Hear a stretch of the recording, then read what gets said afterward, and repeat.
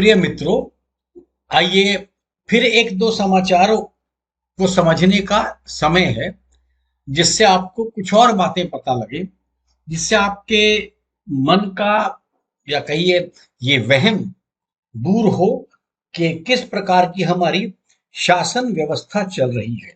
हो सकता है आप किसी दलों को कहें कि फला दल से हमारा ये काम हो गया, फला दल ने ये कर दिया, ये आपके विचार हो।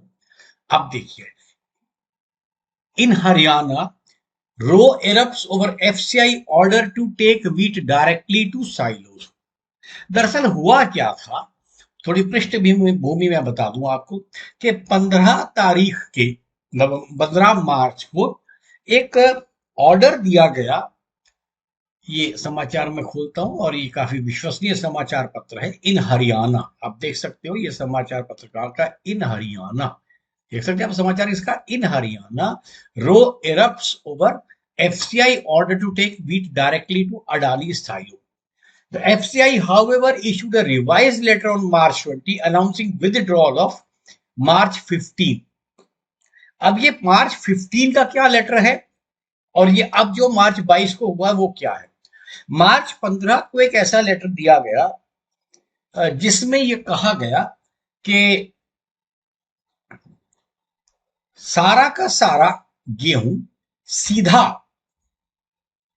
मंडियों पर न पहुंच करके अडानी साहब के साइलों पर जाएगा। और अगर आप इसको थोड़ा सा इस समाचार को आइए और डिटेल में समझ लीजिएगा, यहां पर इस समाचार में, हाँ देखिए ये The FCI Kurukshetra's divisional office in March 15 issued a directive to the government procurement agencies in connection with the direct delivery of bulk from farmers to Adani silo Solu Majra। The letter elaborated the plan for wheat procurement for storage 2022-23। It has been informed to the agencies heads not to store wheat in open plinths from next session onwards as per the instruction of the higher ups। ठीक, open plinth में ये अब गेहूं store नहीं किया जाएगा। It has been decided not to issue any gunny bags, देख रहे, it has been decided not to issue any gunny bags in mandis adjoining Adani silo Solu Majra so that bulk direct delivery of wheat to the silo में be ensured from Dhand Kaul Pehowa Pai Pundri Solu Majra and गमथाला गड़ू mandis. ये उस चिट्ठी में लिखा गया था।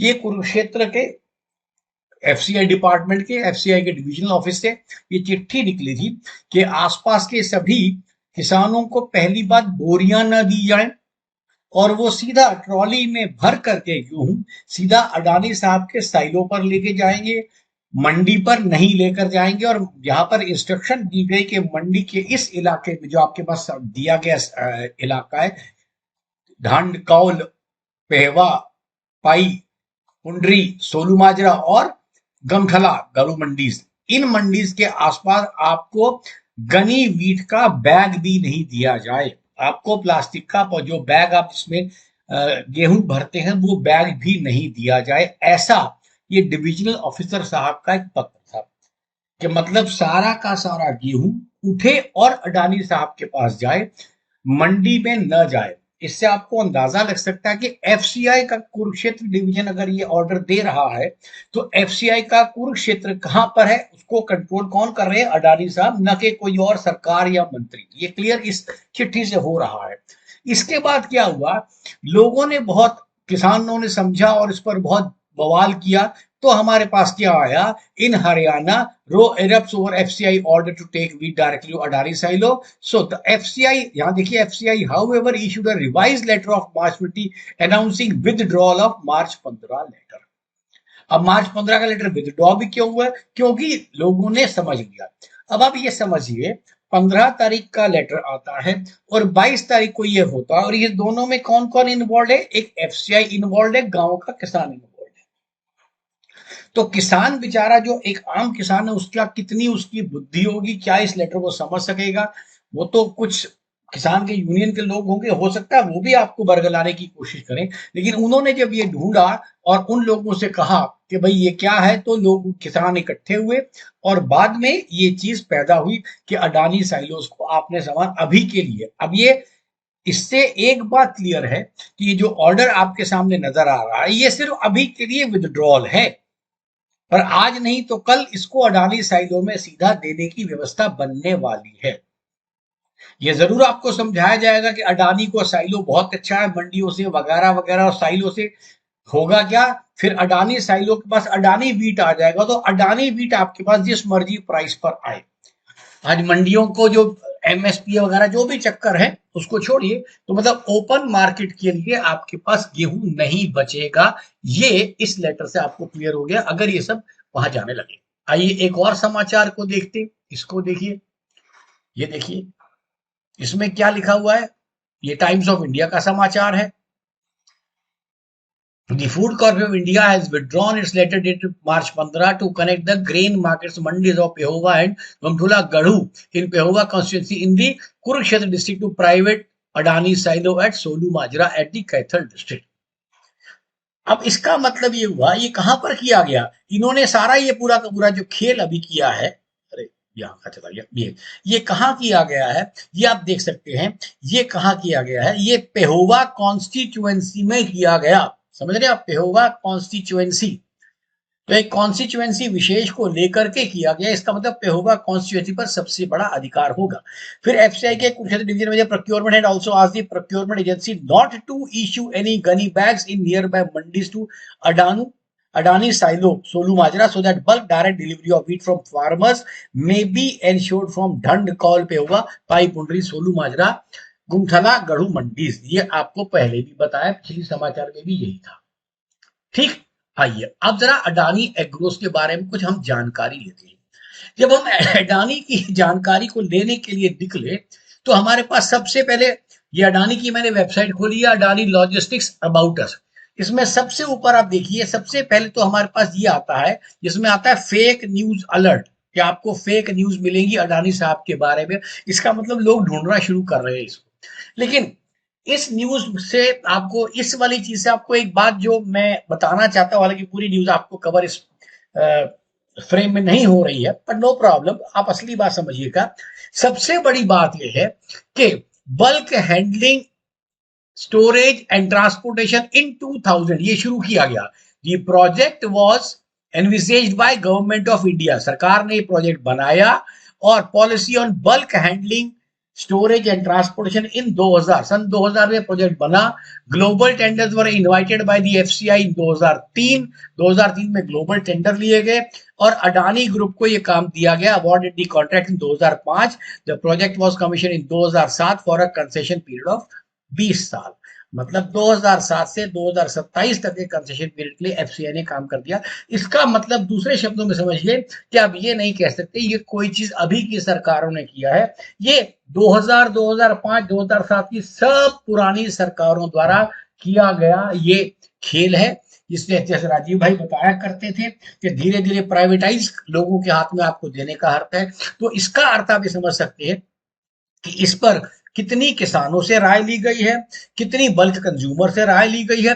सरकार ने मान लिया है कि आपको अडानी साइलो पे सामान रखना ज्यादा बेटर होगा, ऐसा उनका कहना है। हालांकि टेक्निकली वो आपको बताएंगे इसमें क्या क्या फायदे होंगे, वो बहुत सी चीजें, हालांकि फायदे को मैं मना नहीं कर रहा, लेकिन वो सारे फायदे जो हैं जितने भी अगर बताए जाएंगे वो एक इंडस्ट्रियलिस्ट के पॉइंट ऑफ व्यू से बताया जाएगा। अब यहाँ देखिए, most essentially facts are being misrepresented, citing the storage growth of our ports and logistics portfolio.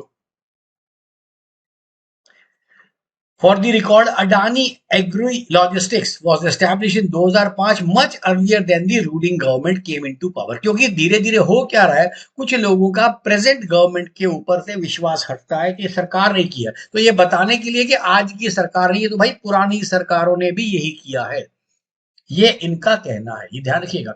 इसका मतलब इस लेटर से ये बात क्लियर होगी, ये 2003, 2005, 2007 से चलता हुआ प्रोजेक्ट है। उसी समय पर आपका साइलो के लिए जमीनें अडानी को दी गई होंगी, उसके बाद उनके ऊपर साइलोस बने हैं, और अब धीरे धीरे ये तरीका निकाला जा रहा है कि इन साइलोस के ऊपर डायरेक्ट मंडी से सामान आए। अब इससे मिलती जुलती आप एक बात को अगर और देखेंगे तो मैं आपको वो और दिखाना चाहता हूं। देखिए हमने क्या किया, इस वाली विंडो के फैक्ट चेक को कर दिया क्लोज, और हम आते हैं नीचे। नीचे आपके पास यहां आएगा, अरे कहाँ चला गया विजन, आइए आइए इस वाले में दिखाते हैं अडानी, इस एग्रो लॉजिस्टिक्स में। ये तो फेक अलर्ट तो कीजिए बंद आप। हाँ ये देखिए, अब ये क्या क्या लॉजिक दिए गए हैं वो आपको जरा और समझने हैं। सेविंग्स किस में हो रही है जी? गनी बैग्स में, वुडन क्रेट्स में और तरपॉलिन कवर्स के लिए सरकार की बचत होगी। सेविंग किसकी हो रही है जी? वुडन क्रेट, तरपॉलिन, सरकार की बचत होगी।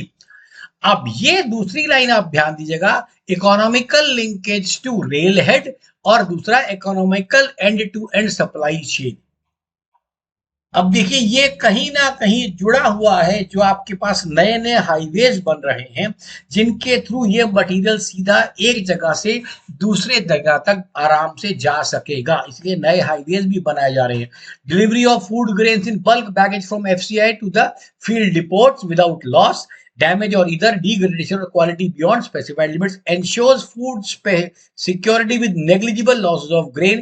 Collectively, this forms an integrated supply chain and logistics model that procures food grains from farmers and local mandis and supplies to PDS. लेकिन यहाँ पर क्या देखो, यहाँ पर थोड़ा कंट्रोवर्सी है, लिखा है grains from farmers and local mandis and supplies to PDS, public distribution system, ration पे जो जाएगा। लेकिन इसमें क्या आपने अभी भी न्यूज देखी जिसमें लिखा गया ग्रेन फ्रॉम फार्मर्स, तो ले लिया गया, लोकल मंडी से कुछ नहीं, क्योंकि लोकल मंडियों को ही समाप्त कर दिया गया। मंडियों से कहा गया न तो आप गनी बैग रखिए न लोगों को वो दीजिए। ये रहा रिसेंट इंफॉर्मेशन। अब इन सारी चीजों को जोड़ करके आपको ये समझना है कि ये जो प्रोसेस चल रही है, जैसे आपको बताऊं कि जिस समय ये बात निकली थी कि रेल अंग्रेजों की यहाँ आई, तो कब से कौन सी पहले रेल बनी? वो बनी अहमदाबाद से मुंबई तक। क्यों? क्योंकि अहमदाबाद का सामान उनको बाई ट्रेन वहां लेकर जाना था, और भारतीय लोगों ने सोचा शायद रेल हमारी बेहतरी के लिए आई है। इसी तरह जो हाईवेज बन रहे हैं वो बन किसके फायदे के लिए रहे हैं? बेसिकली हाँ ठीक है, उससे आपका भी फायदा होगा, लेकिन आपके फायदे के ऊपर आपको मैंने पिछले वीडियो में समझाया किस तरह टोल, किस तरह जीपीएस, वो सब लगा करके एक निगरानी के ऊपर आपको लाया जा रहा है। तो आपको, मुझे उम्मीद है कि इस वीडियो से आप समझेंगे कि जो सिनेरियो अभी चल रहा है वो आज का नहीं है, पिछले 20 सालों से, मतलब दूसरे शब्दों में आप कह जब से लिबरलाइजेशन शुरू हुआ 1995 से, उसके बाद की ये पॉलिसीज चलती आ रही है, जिसमें आप और हम किस तरह क्या भुगतेंगे ये समय बताएगा, लेकिन उसकी हिंट आपके पास अभी आनी शुरू हो गई। धन्यवाद।